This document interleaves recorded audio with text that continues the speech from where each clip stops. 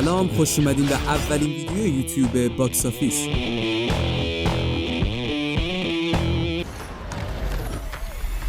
تو این ویدیو جدیدترین و مهمترین اخبار سینما و تلویزیون در هفته دوم آذر رو مرور میکنیم.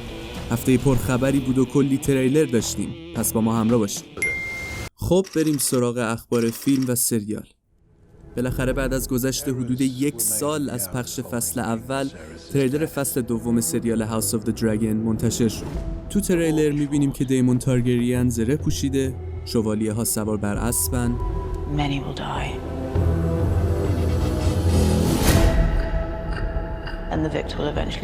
و چند تا از بازیگرای اصلی هم دارن با اژدهاهاشون به سمت نبرد میرن که میتونه نشون بده تو این فصل درگیری ها بین رینیرا و آلیسنت شدت میگیره و با هم رو در رو میشن.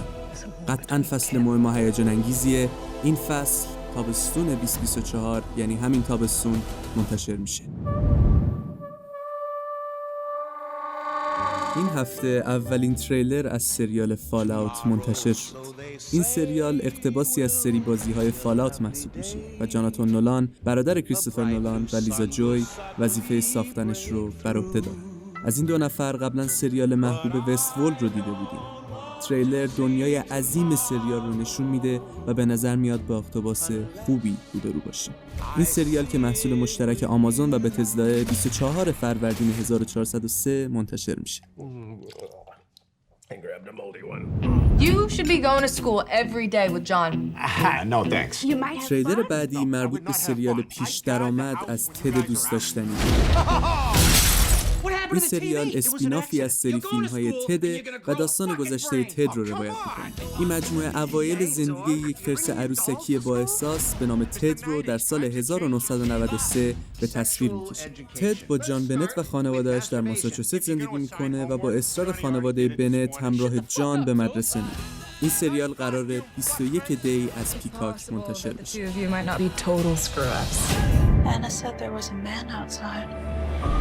این هفته تریلری هم از فیلم درام مموری با بازی جسیکا چستین منتشر شد. داستان این فیلم در مورد زندگی زنی به نام سیلویا که زندگیش به 3 بخش دخترش، شغلش و جلسات اجتماعیش خلاصه میشه. Or do you only remember when it's convenient? I don't remember. بعد از اینکه سیلویا با مردی به نام ساول رویارو میشه، دری از دوران گذشته به روش باز میشه. Not with me. این فیلم 15 آذر اکران میشه. Estamos aquí para estudiar un golpe. نتفلیکس اولین تریلر از سریال برلین، اسپیناف سریال مانی هایست رو منتشر کرد. این سریال به داستان گذشته شخصیت برلین میپردازه و قبل از حوادث مانی هایست روایت میشه. برلین باندی از خلافکارهای با تجربه توی پاریس تشکیل میده تا برای یکی از جاه طلبانه ترین سرقتاش برنامه ریزی کنه. این سریال 8 دی 1402 از نتفلیکس منتشر میشه. No te detengas ahora en esas minucias, Roy, por el amor de Dios.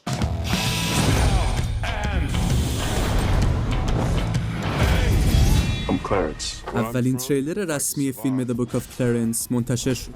این فیلم داستان مردی نیازمند به اسم کلارنس رو روایت میکنه که در تلاش از بدهی خلاص بشه تا زندگی بهتری برای خودش و خانواده‌اش رقم بزنه.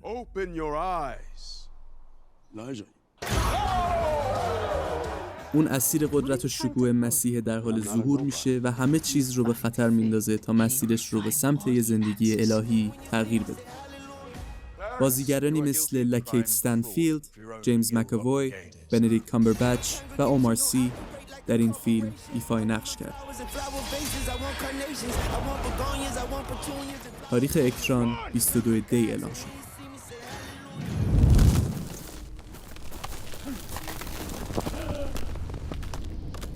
تریلر جدیدی از فیلم اسپانیایی زبان Society of the Snow منتشر شد. این فیلم رو جی ای بیونا، سازنده فیلم‌های The Impossible و جوراسیک ورلد 2 کارگردانی کرد و داستانش درباره سقوط هواپیمای یه تیم راگبی با 45 مسافر روی رشته کوه آند در آمریکای جنوبیه و همون معدود مسافرایی که زنده موندن هم خودشون رو تو یکی از سخت‌ترین شرایط می‌بینن. این فیلم که بر اساس داستان واقعی هم هست 14 دی از نتفلیکس منتشر میشه. Whatever you have to do. However long it takes. Promise me you'll find your way home. خب بریم سراغ تریلر جدیدی از فیلم مورد انتظار فیوریوسا مد مکس ساگا با بازی آنا تیلور جوی و کریس همزورث. این فیلم رو جورج میلر، همون کارگردان فیلم‌های قبلی مد مکس، کارگردانی کرده و داستان فیلم درباره دوران جوونی ملکه فیوریوسا که تو مد مکس فیوری رود هم حضور داشت. ولی نقش فیوریوسا رو توی این فیلم آنا تیلور جوی به جای شارلیز ترون بازی میکنه. فیوریوسا از مکان سبز دزدیده میشه و باید وسط جنگی بزرگ بین دو ارباب فرار کنه و به خونه برگرده.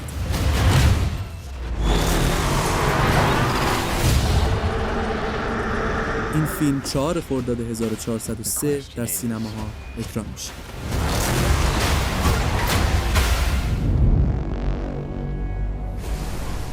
بالاخره اولین تریلر رسمی از فصل 4 سریال The Boys منتشر شد. ارن موریارتی بازیگر نقش انی گفته که این تریلر فقط بخش خیلی کوچیکی از حوادث این فصل رو نشون داده. داستان این فصل چند روز بعد از وقایع قسمت آخر فصل اول سریال جنوی روایت میشه. البته سازنده ها گفتن برای فهمیدن این فصل لازم نیست حتما جنوی رو دیده باشی، ولی به شدت پیشنهادش میکنم. فصل 4 The Boys سال 2024 منتشر خواهد شد. Your code name again? The Boys. Oof. Who came up with that shit? تریلری از انیمه سریالی سویساید اسکواد محصول برادران وارنر منتشر شد. این سریال بر اساس کمیک بوک های DC ساخته شده و قرار سال 2024 پخش بشه.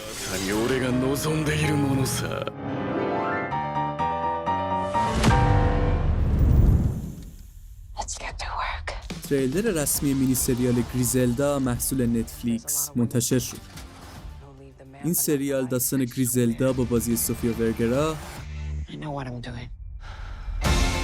تاجر باهوش کلمبیایی رو در حال ایجاد یکی از سودآورترین کارتل‌های مواد تاریخ روایت می‌کنه.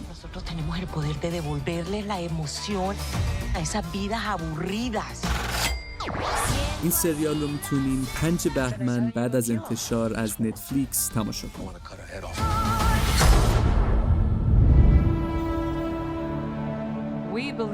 اولین تریلر از فیلم گودزیلا ایکس کونگ The New Empire محصول برادران وارنر منتشر شد.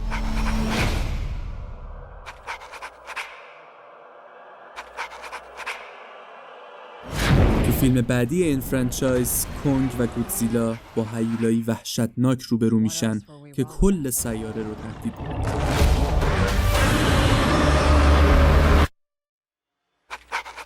این فیلم 24 فروردین 1403 در سینماها اکران میشه.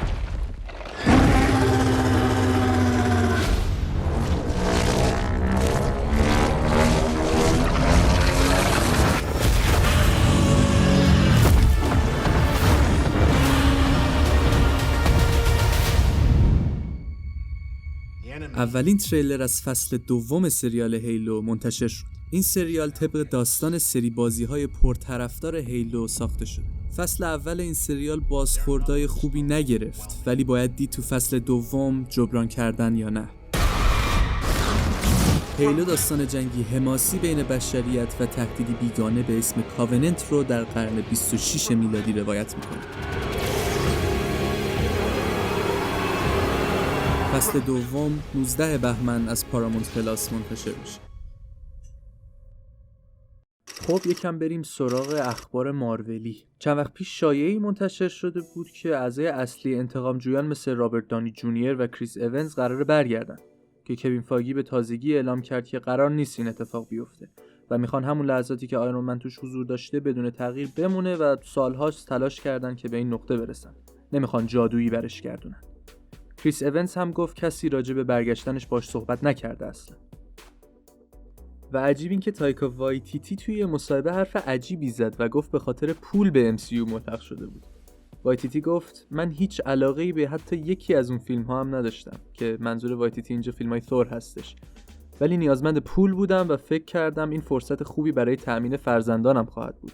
و ثور، من هرگز در کودکی کمیک‌های ثور رو نخوندم و برام محبوب نبودن. این هفته اعلام شد که مایکل والدرون، نویسنده هر دو تا فیلم انتقام جویان یعنی Avengers Secret Wars و Avengers The Kang Dynasty خواهد. والدرون قبل از این فیلم Doctor Strange Multiverse of Madness رو نوشته بود و سریال لوکی رو ساخته بود.